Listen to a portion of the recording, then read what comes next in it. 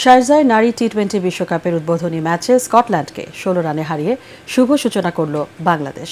আগে ব্যাট করে ৭ উইকেটে ১১৯ রান তোলে টাইগ্রেসরা। জবাবে স্কটিশদের ইনিংস থামে ৭ উইকেটে ১০৩ রানে। রিপোর্ট করছেন এস.এম. আশরাফ।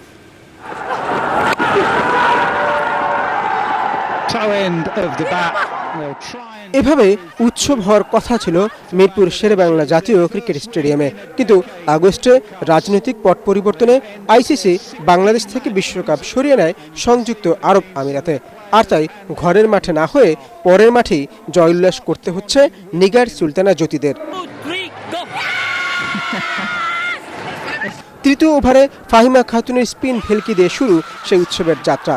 সাসকিয়া হরলে ফেরেন দলের ১২ আর ব্যক্তিগত ৮ রানে।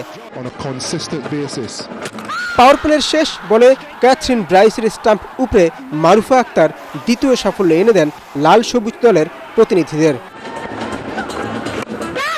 ঋতুমণি প্যাভিলিয়নে পাঠান আলিসা লিস্টারকে।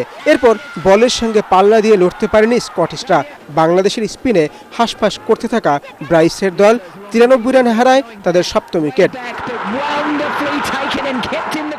ক্যাথরিন ফ্রেজারকে ফিরিয়ে টি-20তে প্রথম বাংলাদেশি বোলার হিসেবে ১০০ উইকেট নেয়ার মাইলফলক ছুঁয়ে ফেলেন স্পিনার নাহিদা আক্তার। এর আগে ৪ সাক্ষাতেই স্কটিশদের হারানো বাংলাদেশ মাঠে নামে ফেভারিট হিসেবে, যদিও ব্যাটিংটা মন ভরাতে পারেনি দর্শক সমর্থকদের। সর্বোচ্চ ৩৬ রান আসে সুবহানা মুস্তারির ব্যাটে। শততম টি-20 খেলতে নামা টাইগ্রেস অধিনায়ক নিগার সুলতানা জ্যোতির ইনিংস শেষ হয় ১৮ বলে ১৮-তে।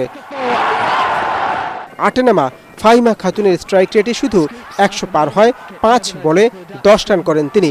তবে এই রানকেই জয়ের জন্য যথেষ্ট বানিয়ে ফেলেন বোলাররা। ৪ বিশ্বকাপে টানা ১৬ ম্যাচ হারের পর জয় নিয়ে মাঠ ছাড়ল বাংলাদেশ। এস.এম. আশরাফ, এটিএন বাংলা।